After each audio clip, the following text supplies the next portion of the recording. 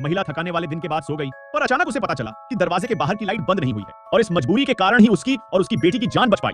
वह लाइट बंद करने के बाद जाने वाली थी, लेकिन मॉनिटर स्क्रीन का नजारा पाकर वह घबरा गई। महिला मौत से डर गई और खड़ी रही। वह अपनी बेटी के बारे में सोच सकती है जो अभी भी कमरे में सो रही थी। उसने अपनी लोकेशन छिपाने की बजाय सीधे अपनी बेटी के कमरे में चली आई। उसे जगाने के लिए उसके चेहरे पर उबलता पानी डालना सबसे ज्यादा जरूरी था। मां ने जल्दी से बेटी को शांत रहने का इशारा किया और फिर उसे बाहर ले गई, लेकिन उस वक्त तो बहुत देर हो चुकी थी। लुटेरों ने उनके सामने सड़क रोक ली थी।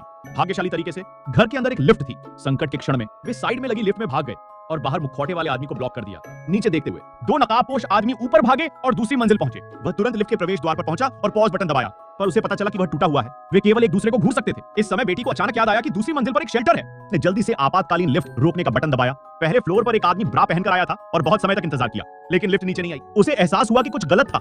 जब वह दूसरी मंजिल पर वापस आया तब मां और बेटी लिफ्ट से निकलकर भाग गई थी और कमरे की तरफ दौड़ गई। लुटेरों के आने से पहले उसने सफलतापूर्वक सेफ हाउस में छिप गए। अगला पार्ट लाइक सब्सक्राइब करने पर जल्द ही आ जाएगा।